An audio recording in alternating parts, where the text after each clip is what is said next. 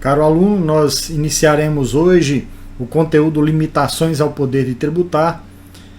E esse conteúdo ele aparece na Constituição como princípios constitucionais tributários dentro do Sistema Tributário Nacional. Nós vamos tratar nesta aula apenas do artigo 150. E em aulas futuras trataremos dos artigos 151 e 152. Inicialmente nós temos no artigo 150 uma vedação comum tanto à União, aos Estados, ao Distrito Federal e aos municípios. No artigo 151 nós temos uma vedação apenas à União. No artigo 152, a vedação exclui a União e é aos Estados, ao Distrito Federal e aos municípios. Então nós temos 150, vedação comum a todos, 151, vedação à União, 152, vedação aos Estados, ao Distrito Federal e aos municípios. Vamos ouvir um pouquinho o professor Ricardo Alexandre tratando de forma introdutória nas limitações ao poder de tributar.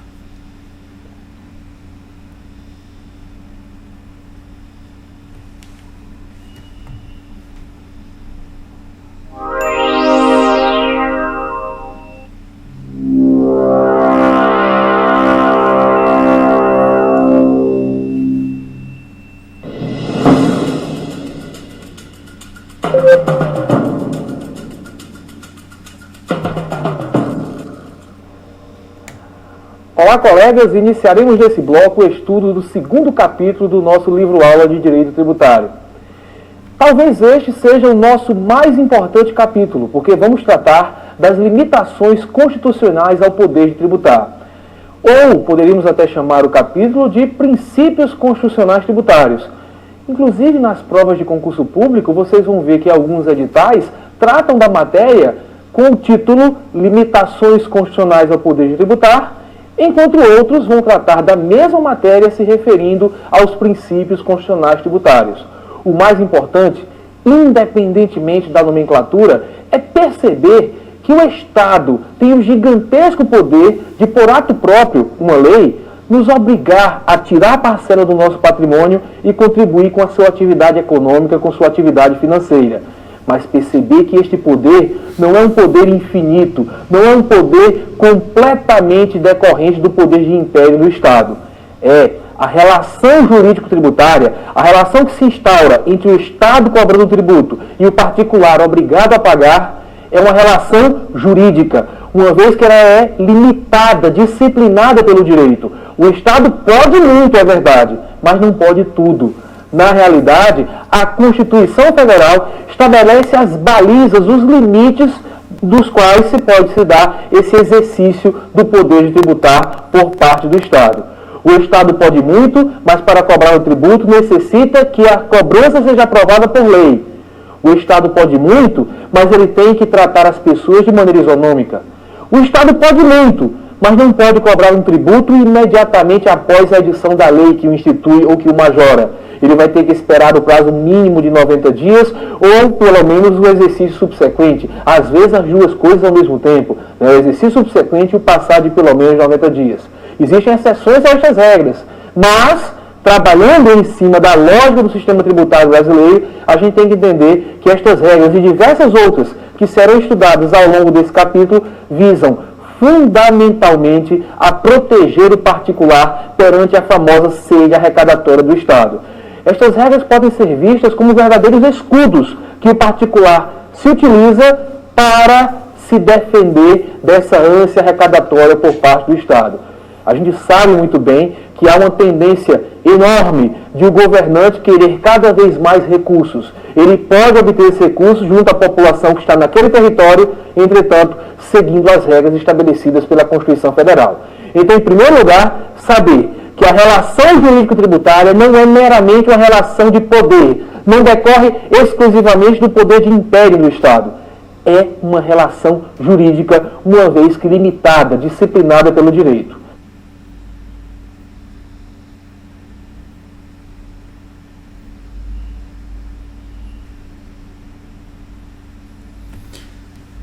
Caro aluno, você prestou atenção naquilo que o professor Ricardo Alexandre falou, e eu gostaria de esclarecer alguns pontos aqui para que ficássemos bem entendidos em relação a isto.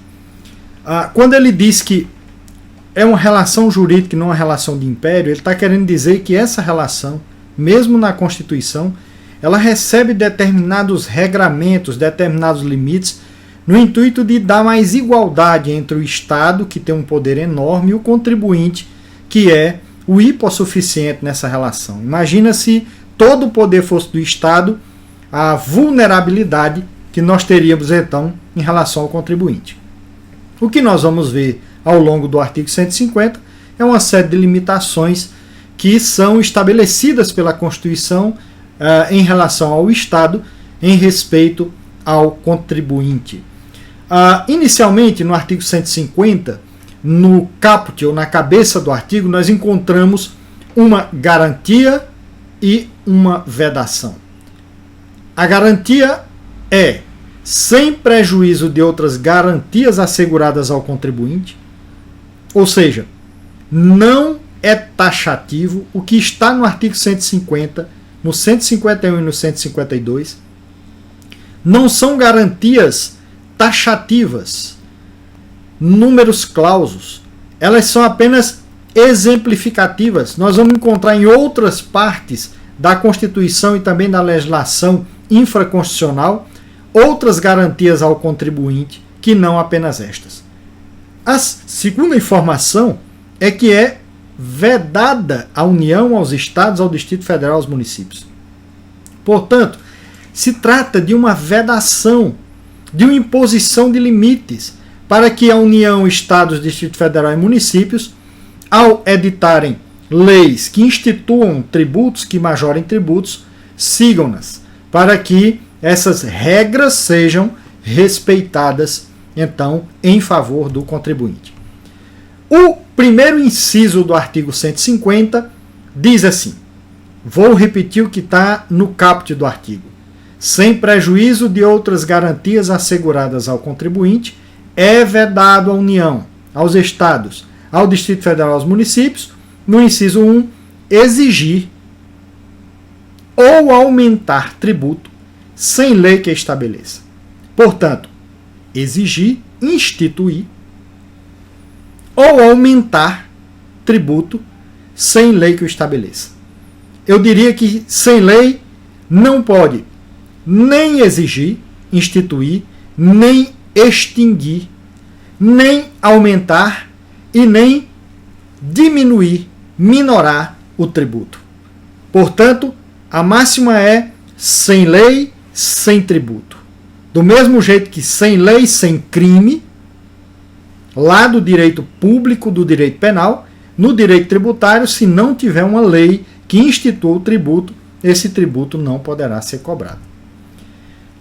O segundo inciso diz que é vedado à União, Estados, Distrito Federal e municípios instituir tratamento desigual entre contribuintes que se encontrem em situação equivalente. Proibida qualquer distinção. Ora, o que nós estamos tratando aqui não é de um tratamento igualitário. Porque ele está dizendo que o tratamento deve ser igual em situações equivalentes. É vedado o tratamento desigual a situações equivalentes. Logo, eu tenho que tratar iguais como iguais e diferentes como diferentes. Não é meramente o princípio de igualdade, mas princípio da isonomia, onde eu trato diferentes como diferentes, iguais como iguais. E aí não se pode distinguir em razão da ocupação profissional, porque determinado profissional é desta área, vai receber um tratamento privilegiado em relação ao profissional de outra área, ou da função que ele exerça. Isso independente da denominação que tenham seus rendimentos ou seus títulos de propriedade ou seus direitos. Ok? Então, o primeiro princípio que nós vimos foi princípio da legalidade. Sem lei, não há tributo.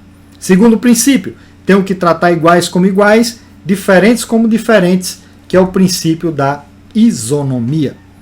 O inciso 3, ele trata ele vem trazer pelo menos 3 princípios, todos relacionados ao chamado princípio geral da não surpresa, uma vez que o contribuinte não pode ser surpreendido por mudanças repentinas, bruscas, em matéria tributária, que altere profundamente essa relação entre Estado cobrando o tributo, tirando a exação do contribuinte. Então, esses 3 princípios que nós veremos agora têm a ver com conter o Estado em algumas situações, porque há exceções, logicamente, em relação a não ocasionar surpresas desagradáveis e ao contribuinte em cima da hora, na verdade. Ok? O primeiro princípio está no inciso 3, a linha A. Esse princípio ele diz que é vedada à União, aos Estados, ao Distrito Federal, aos municípios, cobrar tributos em relação a fatos geradores ocorridos antes da vigência da lei que os houver instituído ou aumentado. Vamos entender aqui os conceitos, vamos rememorar os conceitos. Fato gerador é aquela ocorrência, um fato concreto, que se adequa perfeitamente ao chamado fato gerador em abstrato ou a hipótese de incidência que está na lei, o que está descrito na lei, e que por isso dá ensejo à obrigação tributária. Então, o fato gerador, ele é aquilo que vem materializar a obrigação tributária para o contribuinte. Então, é vedado à União, aos Estados, ao Distrito Federal, aos municípios, cobrar tributo em relação a fato gerador que ocorreu antes da vigência da lei. Se a lei começou a sua vigência hoje, ela não pode ser aplicada, obviamente, certo? A fatos geradores ocorridos ontem, ou antes de ontem, ou há 10 dias atrás, ou há 20 dias atrás. A regra é, a lei entra em vigor, ela se aplicará a fatos presentes e fatos futuros quando eles ocorrerem. Então, esse princípio tem a ver com a não surpresa, né? De repente ocorreu um fato gerador no momento em que não havia lei, uma lei surge lá na frente e de repente a pessoa seria surpreendida pela cobrança do tributo de modo retroativo. Então é proibido, né? É vedado a União, Estado, Distrito Federal e municípios a aplicar a legislação que instituiu ou aumentou um tributo a um fato gerador ocorrido antes da vigência dessa lei. Vamos então fazer algumas distinções.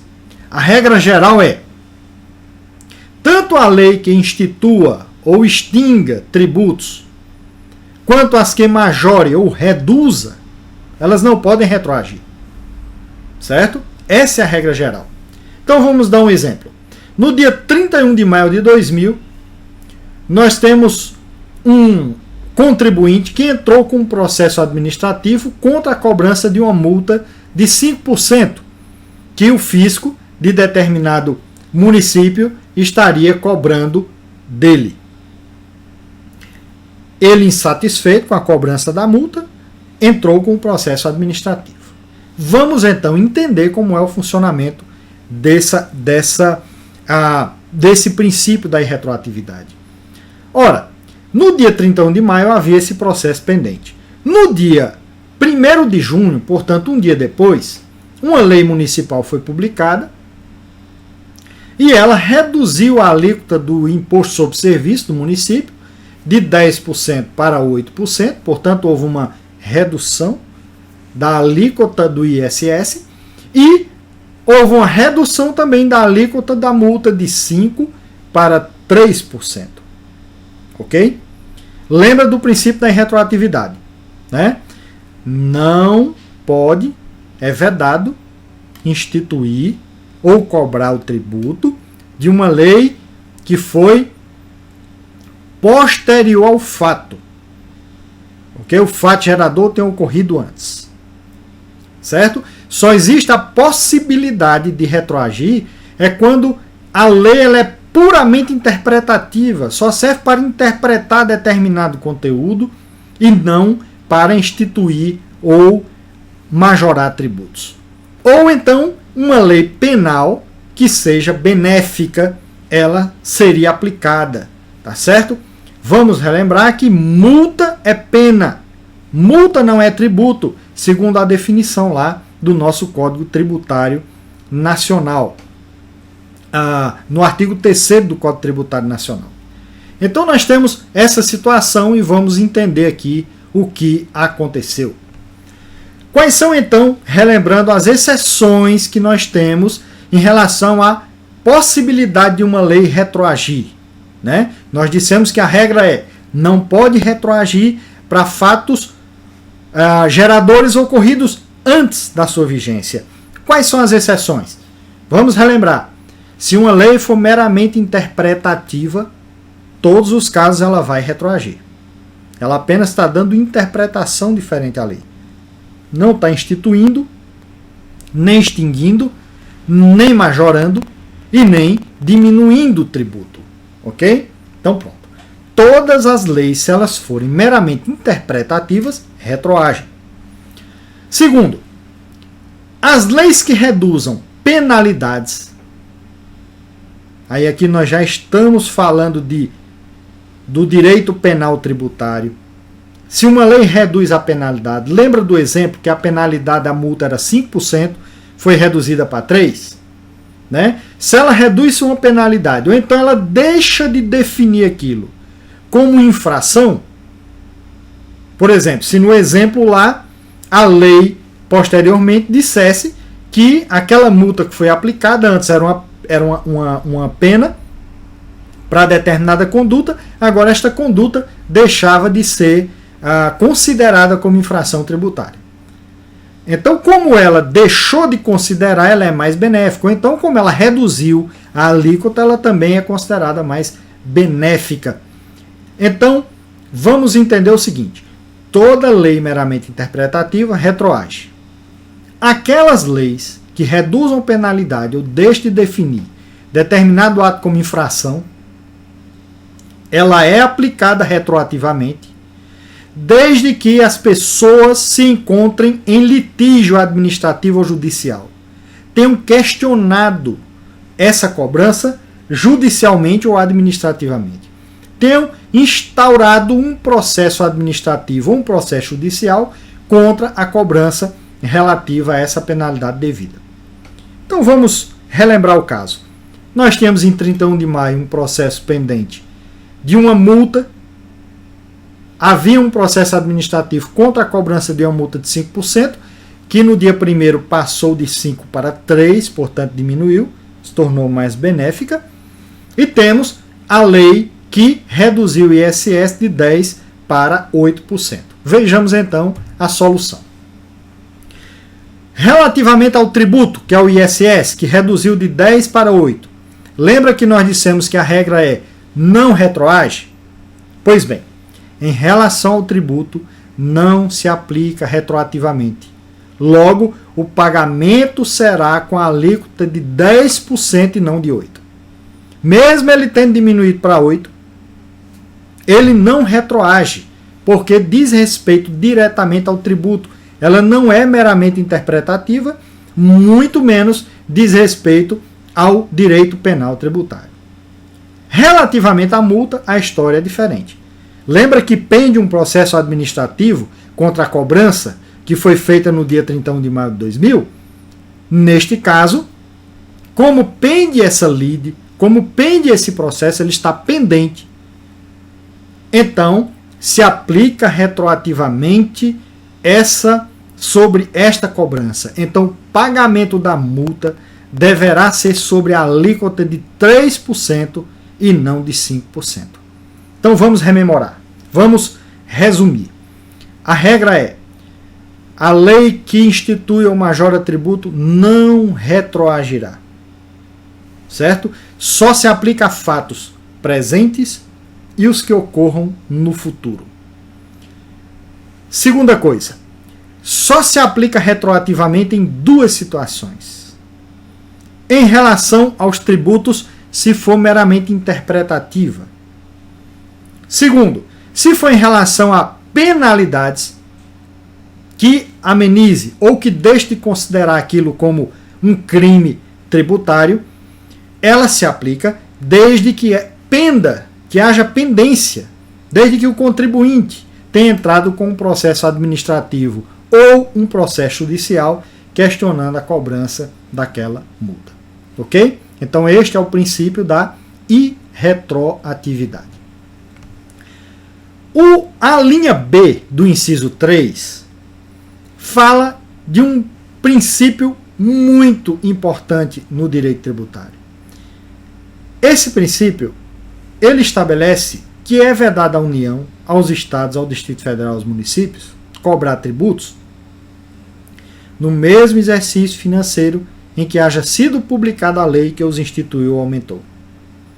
Então, se a lei for publicada em determinado ano, por este princípio da anterioridade, só poderá ser aplicada no ano seguinte. Por que princípio da anterioridade? Porque a lei deve ter sido aprovada no ano anterior. Observe bem. Se uma lei for aprovada, portanto, em janeiro, e se submeta ao princípio da anterioridade, vai ter que esperar fevereiro, março, abril, maio, junho, dezembro do mesmo ano, para ser aplicada somente a partir de janeiro do ano seguinte. Imaginemos uma lei em 2016 que tenha sido aprovada em janeiro, que se sujeita ao princípio da anterioridade. Só vai poder ser cobrada a partir de janeiro de 2017. Vai esperar quase um ano inteiro, né? Logicamente, isso tem a ver com o princípio geral da não surpresa, né? O contribuinte sabe que a partir de janeiro de 2017 ele estará sujeito à cobrança daquela exação.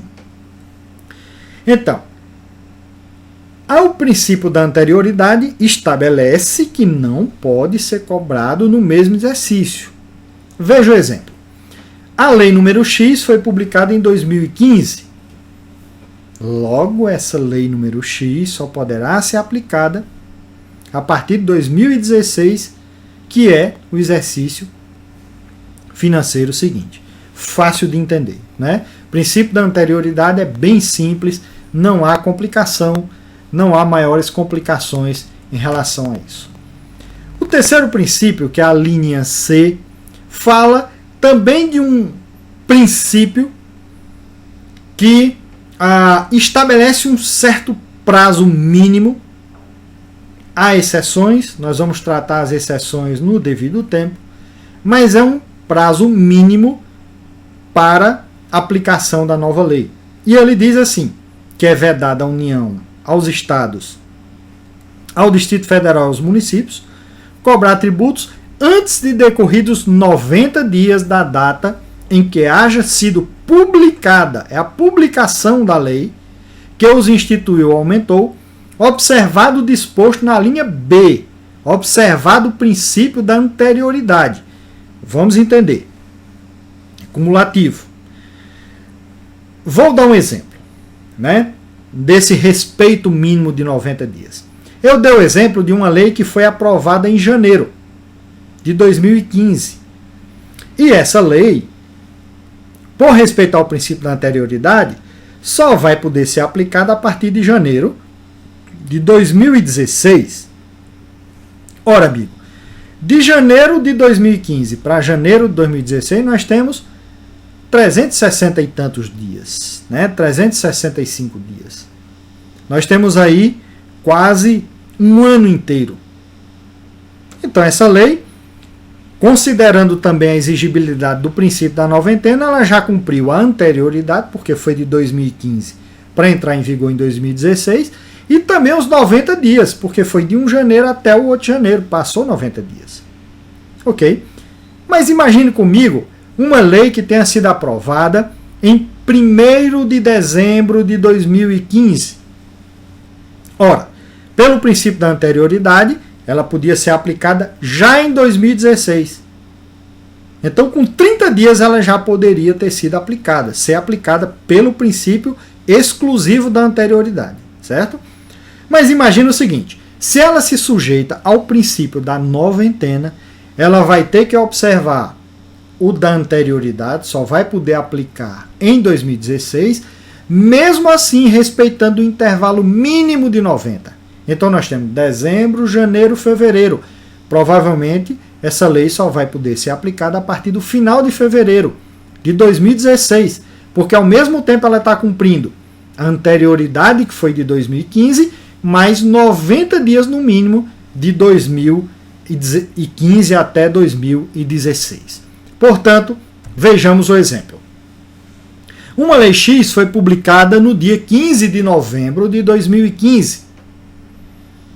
Então ela respeita a partir de 15 de novembro 90 dias e ela só vai poder ser aplicada a partir de 13 de fevereiro de 2016. Observe que ela está atendendo cumulativamente ao princípio da legalidade, porque foi instituída por lei, lá do inciso 1º, certo?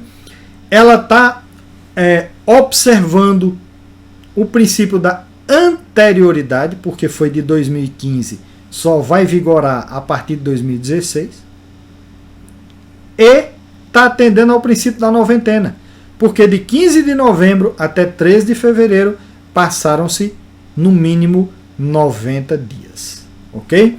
Então este exemplo ele deixa bem claro como é o funcionamento desses três princípios que são relacionados a um princípio geral chamado princípio do não confisco.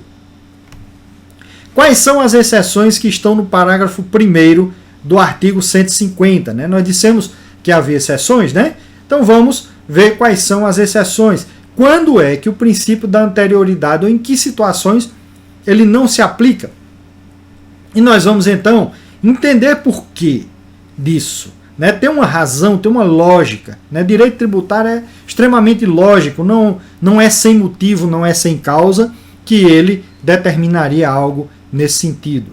Né? Então o artigo 150, parágrafo 1º, diz o seguinte, que o princípio da anterioridade não se aplica, primeiro, a empréstimo compulsório, que está lá no artigo 148, inciso 1, nos casos de calamidade e de guerra. Ora, aluno, entenda que, no caso de uma calamidade de guerra, imagine que ela tenha ocorrido em janeiro, se fosse atender ao princípio da anterioridade, eu ia esperar um ano inteiro para poder instituir, e poder cobrar, para instituir não, para cobrar, né, só a partir de janeiro do ano seguinte. Imagina aí, se a guerra vai esperar, se a calamidade vai esperar. São coisas urgentes que precisam imediatamente de uma atuação. Por isso que o caso do empréstimo compulsório para calamidade ou guerra não se aplicará o princípio da anterioridade. Ele pode ser, a lei pode ser instituída no ano e no mesmo ano, portanto, ser já cobrada a exação, o tributo. Imposto de importação, imposto de exportação. Esses dois impostos eles têm características extrafiscais. Né? Eles dizem respeito ao comércio exterior do país. As importações e as exportações, obviamente. Então imagine o seguinte, o governo está precisando regular determinada situação em que os produtos estão entrando com muita voracidade no mercado nacional, prejudicando a indústria nacional, prejudicando a agricultura nacional, e a necessidade de um ajuste do governo em relação à alíquota para dar uma equilibrada nos preços dos produtos nacionais em relação aos produtos estrangeiros.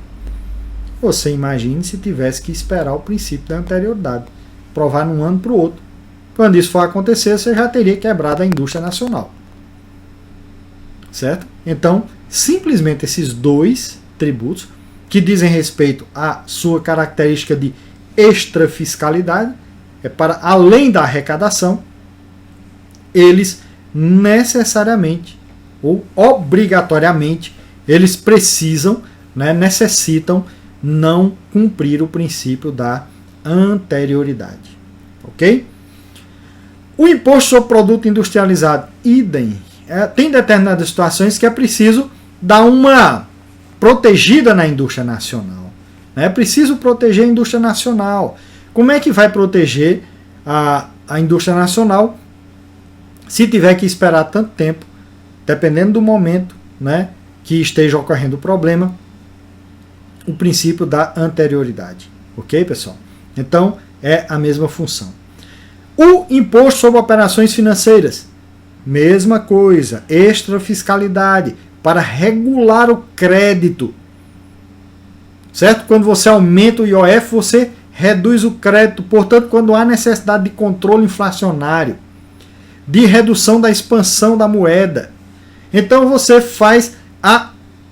aumenta o imposto sobre operações financeiras para evitar, então, que o excesso de consumo, por exemplo, ou excesso de crédito, provoque pressões inflacionárias. Obviamente que não podia respeitar o princípio da anterioridade, porque há necessidade de regular-se isto imediatamente. E o último, o imposto extraordinário de guerra, ok? Que é do artigo 154, inciso 2. Beleza? Então, no artigo 150, parágrafo 1º, essas são as exceções, são 6 exceções em relação ao princípio da anterioridade. Empréstimo compulsório, no caso de calamidade ou guerra, imposto de importação, imposto de exportação, IPI, imposto sobre operação financeira e imposto extraordinário de guerra. Ok? Vamos então para a não aplicação do princípio da noventena. Ora, o princípio da noventena, que também está descrito aí no parágrafo 1º do artigo 150, ele diz que não se aplica. Mesmo motivo. Empréstimo compulsório, calamidade de guerra, importação, exportação, IOF, imposto sobre operação financeira e imposto extraordinário de guerra. Esses que estão em preto na sua tela. É o mesmo princípio de não aplicar o da anterioridade, dada a necessidade e a urgência. Não apenas a anterioridade, mas a noventena. Então já pode mudar hoje e amanhã já está vigorando. Ok? Não espera nem os 90. Agora, quais são os novos que aparecem aí? Em azul, o imposto sobre renda e proventos. Observa no outro que era IPI. O IPI aqui não se trata, ele se aplica, portanto, da noventena. O IPI ele não se aplica, como nós vimos, da anterioridade, porém, o da noventena, como ele não consta nas exceções, aplica-se a noventena. O imposto de renda, ele aparece na noventena, não se aplica a noventena, mas observe que ele não está no da anterioridade. Logo, o imposto de renda aplica-se o princípio da anterioridade, mas não se aplica o princípio da noventena. E os dois últimos casos do princípio da noventena no caso de fixação da base de cálculo do IPVA, que é um tributo estadual, e a fixação da base de cálculo do IPTU, que é do artigo 156.1 e o IPVA do 155.3. IPVA de competência do Estado, IPTU de competência dos municípios. E quais são as razões disto, né? É que essas bases de cálculo, os valores venais dos automóveis ou dos imóveis, eles sofrem variação de acordo com o mercado. Então, você não tem como estabelecer um período, uma noventena, para estabelecer a base de cálculo. De repente, uma dificuldade qualquer até no crédito pode reduzir, derrubar, por exemplo, o preço dos automóveis, cair o preço dos automóveis. Então, a base de cálculo do IPTU e do IPVA, eles não se sujeitam ao princípio da noventena, por conta das suas características próprias. Um outro princípio que nós vamos encontrar no inciso 4 do artigo 150, dessa vedação da União, dos estados, do Distrito Federal e aos municípios, é a história do princípio do não confisco. Ora, gente, esse princípio do não confisco é derivado do princípio da capacidade contributiva. O que é o princípio da capacidade contributiva? Imagine que eu só tivesse uma ovelha, certo? Uma ovelha. O outro camarada tivesse 100 ovelhas. Ok? Se o tributo que está sendo cobrado meu for de uma ovelha, vai levar toda a minha capacidade contributiva. certo? Se eu for tratado igualmente, não isonomicamente, mas igualmente ao que tem 100 ovelhas, dele também só vai ser cobrado uma ovelha. O que aconteceu neste caso? A minha ovelha foi confiscada e o outro contribuinte que tinha uma capacidade contributiva muito maior do que a minha, praticamente não vai sofrer abalo, ainda vai ficar com 99 ovelhas. Ok? Então o princípio do não confisco é aquele que determina que o tributo não pode esgotar a riqueza tributável da pessoa. Não pode ser cobrado com tanta ânsia que de fato inviabilize e eu tenha que abrir mão desse patrimônio, ou dessa renda, ou seja lá do que for, dessa base econômica, porque não vou conseguir dar conta de cumprir com as minhas obrigações. Certo? Então o princípio do não confisco estabelece um limite. E isso leva em conta um princípio geral da razoabilidade e da proporcionalidade. Certo? Tem outros princípios gerais mais amplos que estão dando suporte a esse princípio do não confisco, que é o da proporcionalidade e o da razoabilidade. Ok? Então, entenda. O princípio do não confisco é: não se pode compelir um contribuinte a entregar tudo o que tem para satisfazer os gastos públicos, e isso muitas vezes além das suas possibilidades. Ok? Quando é, ou quais são os exemplos de que o princípio do não confisco não está sendo obedecido? Né? Quando é que o tributo é confiscatório? O primeiro exemplo é quando ele incide sobre correções monetárias. Nós sabemos que correção monetária é só a correção do valor da moeda, certo? Num determinado período. Ele não aumenta a riqueza, apenas corrige a riqueza pela inflação. Apenas corrige o dinheiro pela inflação. Então, instituir um tributo sobre correção monetária, você está, logicamente, instituindo um tributo de maneira confiscatória. É confiscatório também o tributo em que ele alcança apenas indícios de riqueza. A pessoa de fato não tem a riqueza, mas só por ostentar, por fazer ostentação, ele é tributado baseado apenas na aparência. Ok? É confiscatório também quando a cobrança de um tributo ela impede ou dificulta ou inviabiliza a atividade econômica habitual de uma determinada empresa. Cobrar tanto tributo dela que ela não tem condição de sobreviver, de andar e de continuar suas atividades. Também é confiscatório quando retira do contribuinte aquilo que é básico para a sua vida. Né? O tributo cobra de tal modo que eu não posso mais vestir, não posso mais estudar, vou ter dificuldade de me alimentar, né, de lazer. Então, essas cobranças exageradas, elas são confiscatórias. Okay? Neste caso, existe um princípio limitador na Constituição. Um quinto princípio é o chamado princípio da liberdade de tráfego. Certo?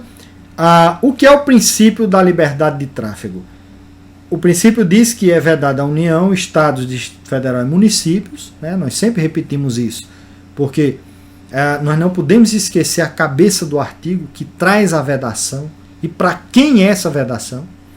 Portanto, para todos os entes públicos, todas as entidades públicas. Estabelece limitações, é vedado estabelecer limitações ao tráfico de pessoas ou bens por meio de tributos interestaduais e intermunicipais. E aí, o próprio inciso faz uma ressalva permitindo a cobrança de pedágio pela utilização de vias conservadas pelo poder público.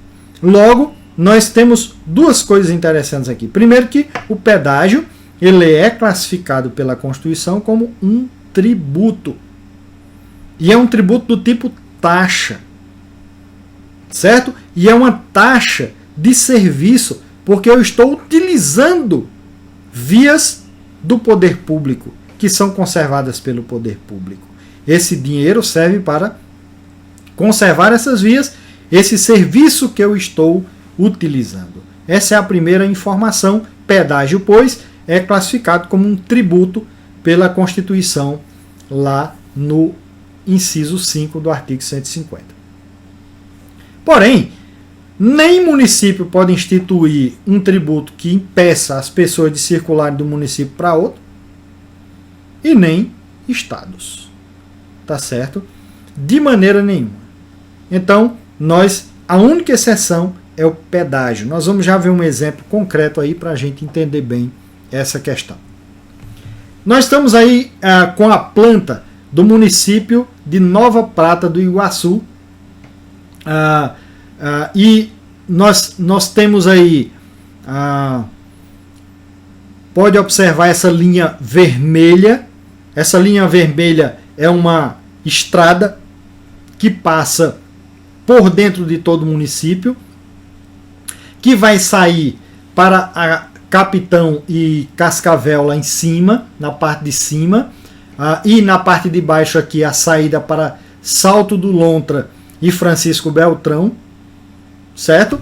Nessa passagem aí pode ser instituída, é intermunicipal, ok? Pode ser instituída aí pedágio.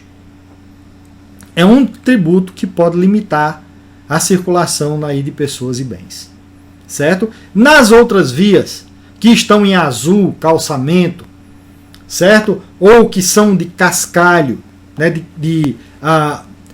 Dentro do próprio município, ou mesmo dentro da própria cidade, né? Olha, nós vemos aí uma planta aérea desse mesmo município, né? Uma foto, uma imagem aérea desse mesmo município, que tem várias ruas, né? Com quadras, com certas ruas que são do interior da cidade. Não é permitida a instituição de pedágio neste caso aí. Só é permitida a instituição de pedágio em situações de intermunicipalidade ou interestadualidade, certo? Não é permitido dentro da própria rua do município, porque a rua é um bem público, é um bem de uso comum do povo, certo? Instituir um pedágio dentro de uma rua no próprio município seria um exagero, digamos assim, em relação à liberdade de ir e vir dos cidadãos. Então, entenda que nessa via intermunicipal, em que há uma saída aí para os municípios de Salto do Lontra, Francisco Beltrão, Cascavel e Capitão, né, do município de Nova Prata do Iguaçu, pode então ser instituído apenas o pedágio e não nenhum outro tributo instituído.